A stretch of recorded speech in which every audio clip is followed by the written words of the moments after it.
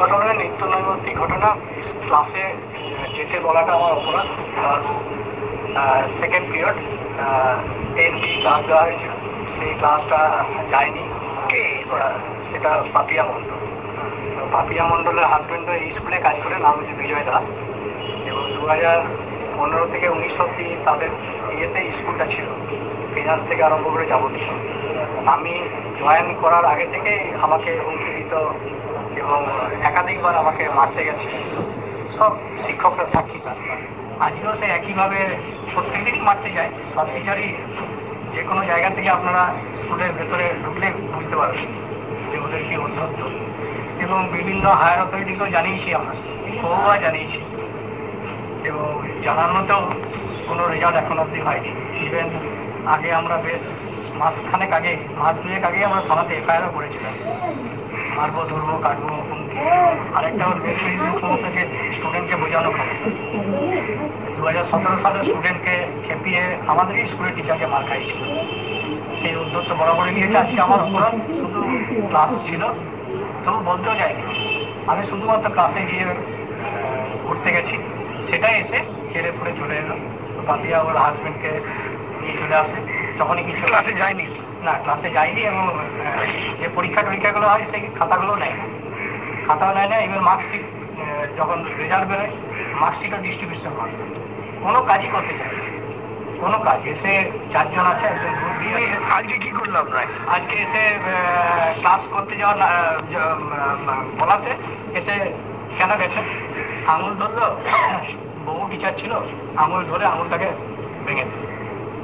আর মারবো ধরবো কাটবো, এটা প্রত্যেক দিন। এটা কে করলো? এটা এইরকম বিভিন্ন সিসিটিভি ফুটেজ আছে আমাদের। না না, এটা কে? বিজয় দাস।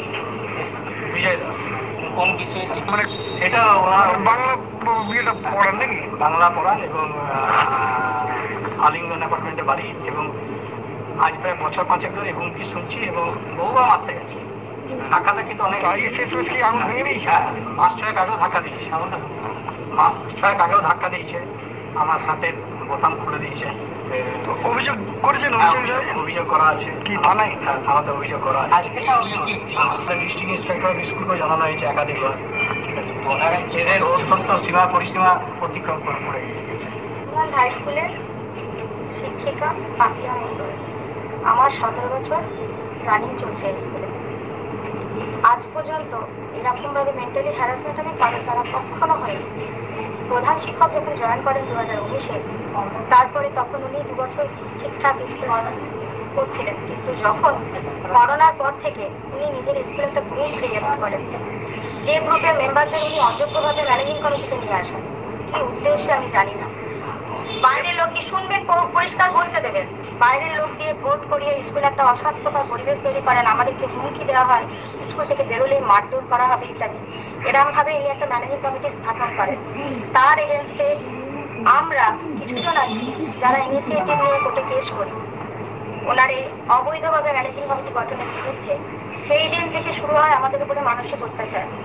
এবং ওনার কিছুজন আছে, আর বাকিজনকে উনি ভয় দেখান। আমাদের প্রেসিডেন্ট একজন মহান রাজনৈতিক পোস্টে আছেন, তিনি আমাদের সমস্ত ক্ষমতার অধিকারী।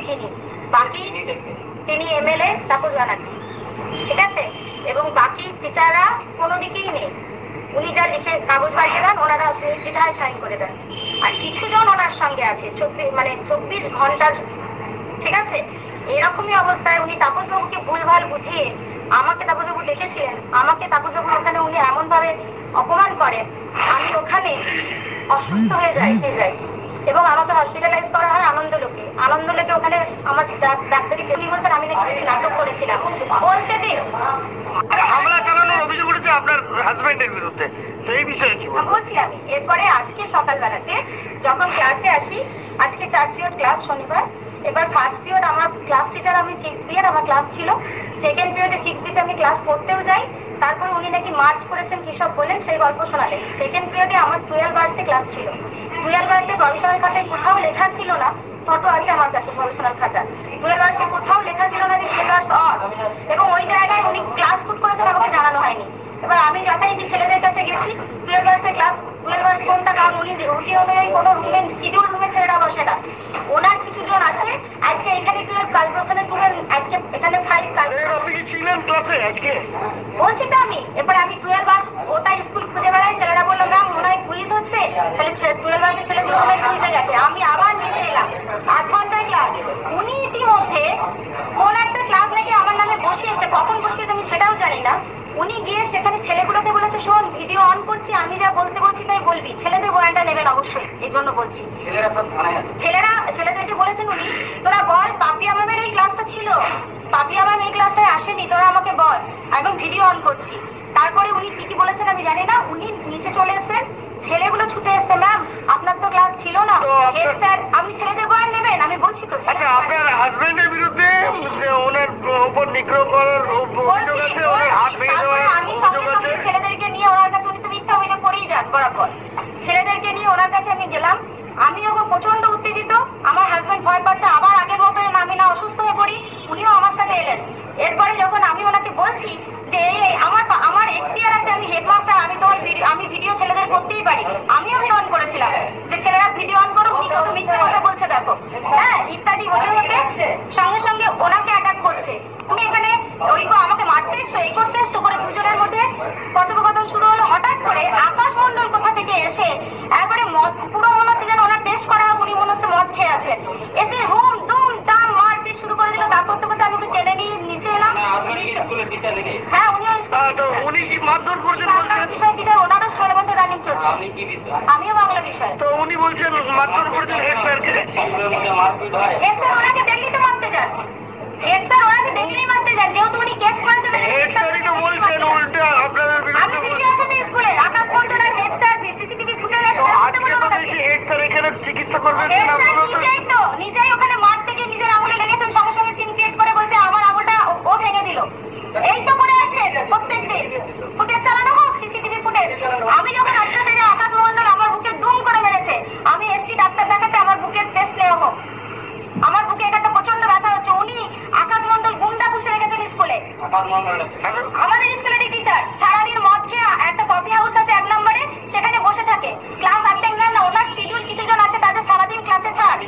এসআই কে কখনো জানিয়েছেন এগুলো? হ্যাঁ, এসআইকে সব জানানো আছে, আমরা লিখিত কমপ্লেন করা আছে এসআইকে। আজকে কি অভিযোগ? মদ্যপান করা হয়নি। স্কুলে করা হয় না, স্কুলে মদ্যপান স্কুলে করা হয় না, কিন্তু ওই রুমটাতে খৈনি খাওয়া হয়, তাস খেলা হয়, শুয়ে থাকা হয়, সারাদিন চায়ের আড্ডা বসে। যদি আমি একটা কথা মিথ্যা বলছি, সারা ছেলেরা তারা আছে, ছেলেদের প্রমাণ নিন, ছেলেদের মুখের কথা।